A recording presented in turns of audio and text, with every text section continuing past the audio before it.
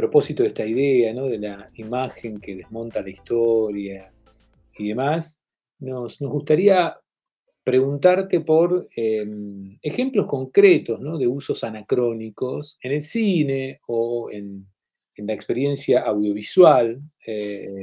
Sabemos por la lectura de tu libro, Historia, Modernidad y Cine, ¿no? Una aproximación desde la perspectiva de Walter Benjamin, tu libro en este caso, en el cual trabajás la relación justamente entre historia y cine. Sabemos que allí hay un análisis muy detallado de las historias del cine de Godard, por ejemplo, a propósito de esta relación de montaje y desmontaje de la historia. Pero también, además de esta cita a Godard, que quizás podés sintetizar un poco el trabajo que hiciste en tu libro, nos interesa cómo ves ese mismo movimiento en el cine argentino, latinoamericano, ¿no? Vos has trabajado la obra de Paz Encina, quizás algo de Carri, Prividera, como una mención, como para pensar también esta cuestión en el plano audiovisual.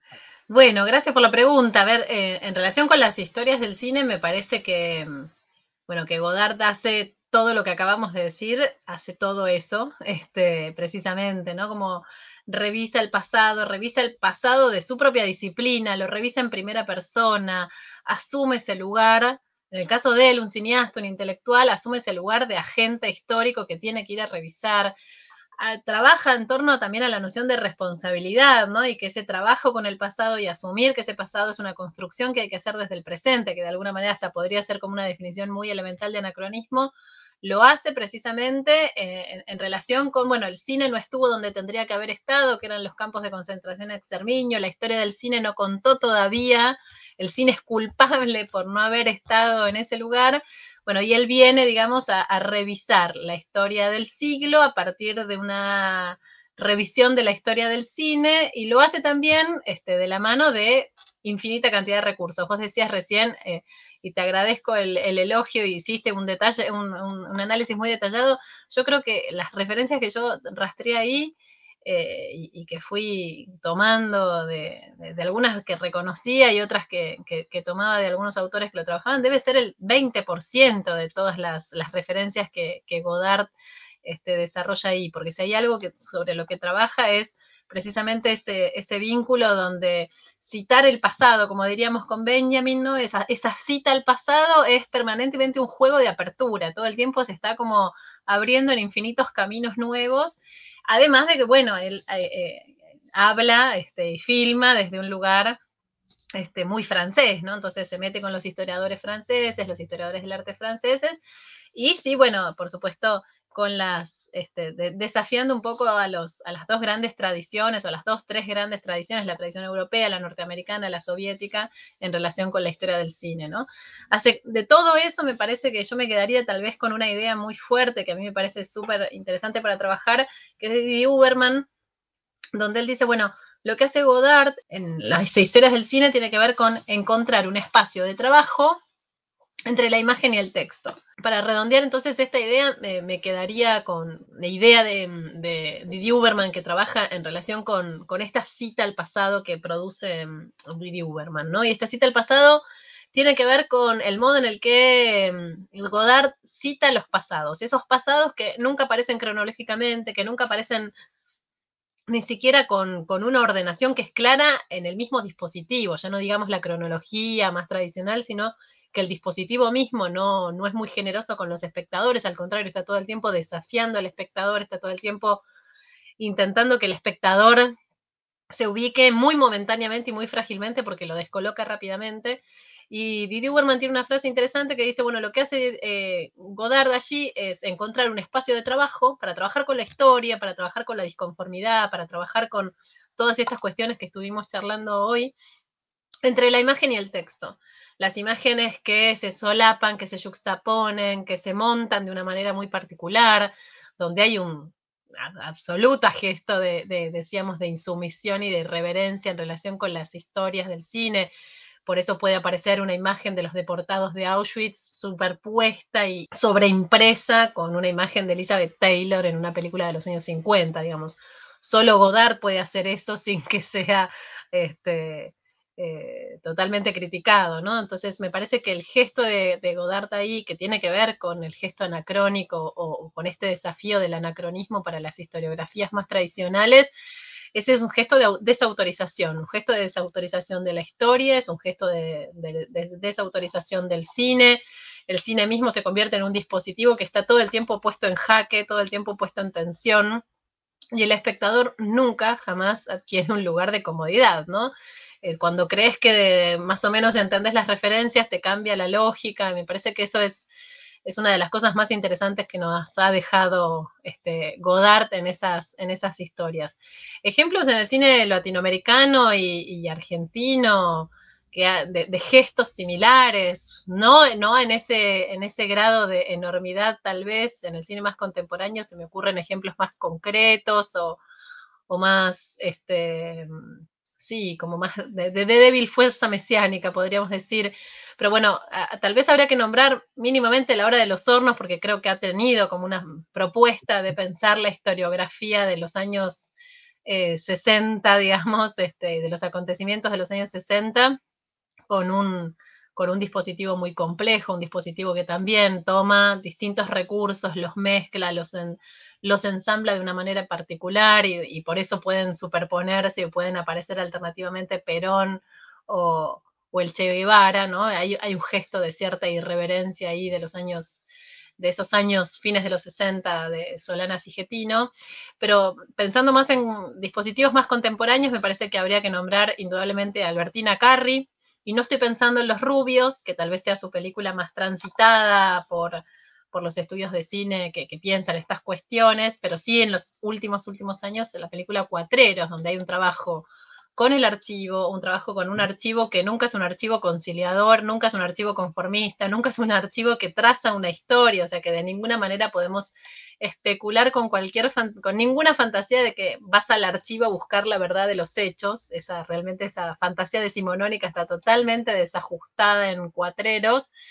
Algo similar se podría decir de Nicolás Prividera, ¿no? Donde aparece en Tierra de los Padres, también un gesto muy benjaminiano, ¿no? De pensar el fragmento, de pensar la cita, de pensar ese montaje de elementos absolutamente heterogéneos que de alguna manera van contando un poco la historia contemporánea, moderna y contemporánea argentina, y lo hace de una manera también muy particular, centrándose en las imágenes de los grandes hombres y algunas grandes mujeres también, para pensar estos fragmentos o desafiar, digamos, la idea misma de historia reciente o de historia contemporánea a partir de un dispositivo que es como una especie de gran collage, ¿no? De fragmentos de la historia, de fragmentos de la teoría, y a partir también de algunos rostros más o menos conocidos, así que me parece que en Prividera uno también podría pensar el gesto anacrónico de trazar una historia, pero que nunca es una historia en el sentido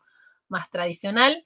Y en el caso de Paz Encina, me parece que es como la autora que está trabajando con los archivos de modo capaz más interesante en el cine, digo, ¿no? Pues si no pensáramos en artes visuales más en términos generales, se me ocurriría también indudablemente mencionar a la chilena Voluspa Jarpa, pero en el caso del cine, ella indagando los archivos del terror, esos archivos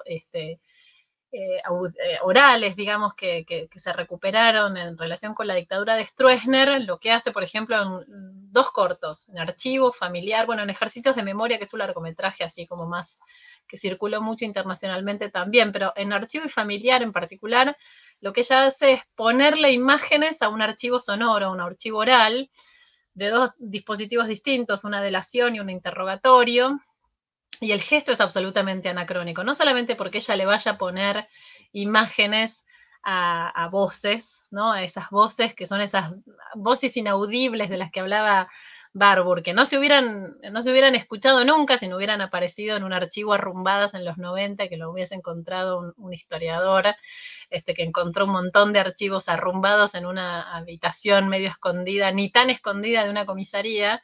Entonces, aparece, digamos, un trabajo sobre la desclasificación de algún modo de esos archivos que no circulaban, no estaban desclasificados en el sentido más literal que conocemos, pero no circulaban por razones obvias, vinculadas con la censura y demás.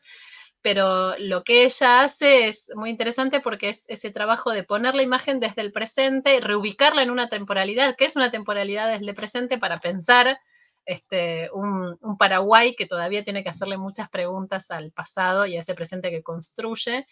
Y ese archivo sonoro, en el caso de, por ejemplo, de Familiar, está ilustrado, por decirlo de alguna manera, incluso con unas imágenes que son muy problemáticas en sí mismas, que son las imágenes mismas de los perpetradores. Ella usa el archivo sonoro, usa las imágenes de los perpetradores para de alguna manera darle idea al espectador de qué está hablando ese archivo sonoro, y me parece que acá podremos hacer entrar otro juego en relación con todas las cuestiones que dijimos del anacronismo, que es la relación entre apropiación y desplazamiento, ¿no? Cómo ella desplaza el sentido de la imagen del perpetrador, la típica imagen de prontuario, y la convierte en una imagen artística, una imagen estética que forma parte de un dispositivo que tiene otras cosas para contar, que no es precisamente el prontuario de una familia, o en el caso de Familiar, de una niña apresada por la dictadura de Stroessner, ¿no? Entonces ese trabajo de apropiación tiene que ver con el desplazamiento y con cierto gesto, ¿no? Como de desobediencia respecto de los usos de las imágenes también, ¿no?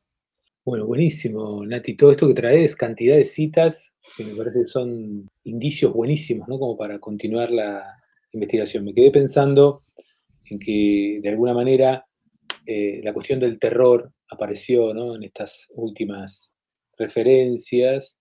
Y uno piensa, bueno, terror y acontecimiento, ¿no? También a la hora de pensar el anacronismo o los saltos en la historia, los cortes que hacen imposible una cronología más o menos tranquilizadora, bueno, también ahí hay una irrupción de la historia material, concreta, que hace, bueno, que genera esta conmoción que es política y es epistémica a la vez. Pensaba en la escuela, ¿no? Pensaba en que, bueno, vos tenés un trabajo como investigadora, tenés un trabajo como editora, también tenés un trabajo como docente, ¿no? Pensaba en esta relación entre imágenes, voces, textos, la cuestión del montaje y del anacronismo en nuestras clases.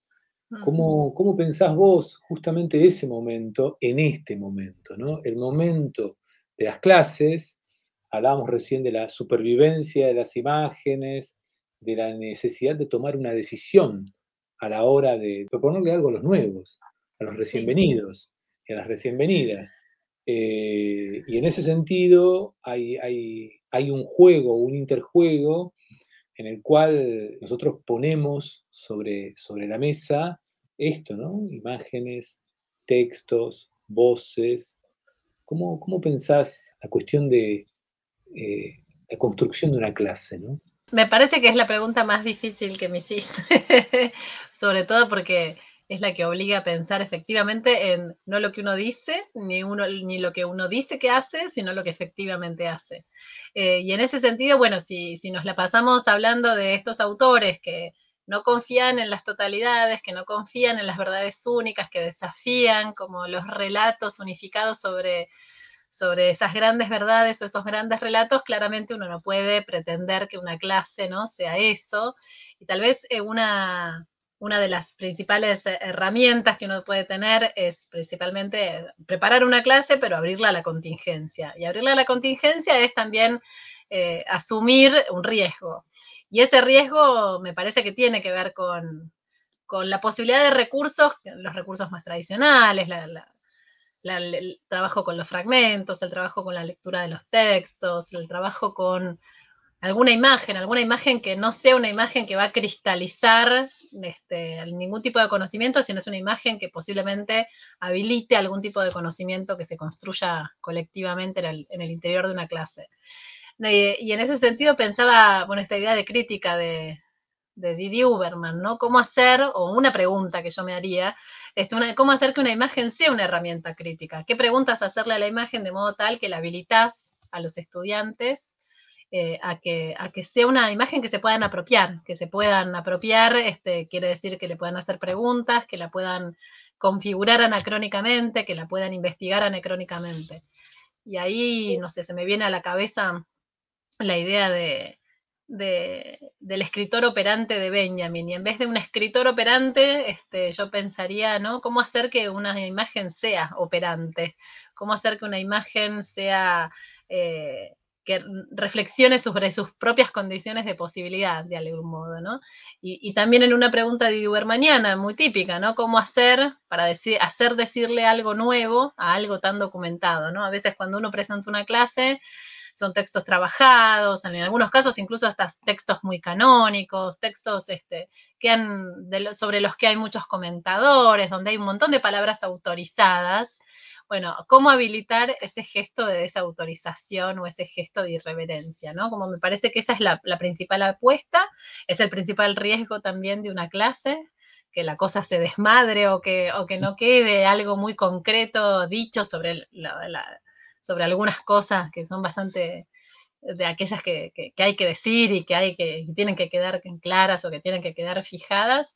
Pero bueno, ese es el riesgo que se abre cuando uno piensa que el conocimiento de algún modo tiene que construirse colectivamente. Y en el caso de los textos filosóficos, en algún texto, todos estos autores que estamos trabajando son bastante amables, menos Benjamin. Benjamin es un lector, es un escritor muy, muy poco generoso a veces. Entonces, bueno, también ahí el riesgo se multiplica, ¿no? ¿Cómo hacer para perderle el miedo a un autor que no escribe tan claramente, que mezcla el lenguaje de la teología, que involucra palabras de otros idiomas, pero no estoy hablando de ninguna lengua romance, sino estoy hablando del hebreo antiguo, ¿no? Entonces, bueno, ¿de qué manera construir la clase como un dispositivo también anacrónico de algún modo? Me anoté aquí, ¿no? La cuestión de la contingencia, la cuestión de hacer lugar, ¿no? Hacer lugar. Porque quizás esa novedad no está dada por aquello que tenemos para decir nosotros, sino por aquello que tienen para decir los nuevos, ¿no? Las nuevas, Exacto. que leen esas imágenes, ¿no? A partir bueno, de su propia experiencia. Y empiezan Sí. a tejer relaciones y a trazar relaciones que para nosotros pueden resultar impensadas. Muchas gracias, ¿no? No, Por gracias a vos. bueno, la conversación, la generosidad en lo que fuiste planteando, la cantidad de citas que nos propusiste y bueno, seguiremos la conversación, ¿no? Por otros medios. Bueno, muchas gracias por la hospitalidad, fundamentalmente, por las preguntas y por haberme hecho pensar en todas estas cosas. Insisto, en la última de una manera mucho más dificultosa y de hecho me llevo algunas cosas para seguir pensando. Me parece que eso es como lo central de pensar una clase, ¿no? Así que bueno, muchas gracias, Gabriel.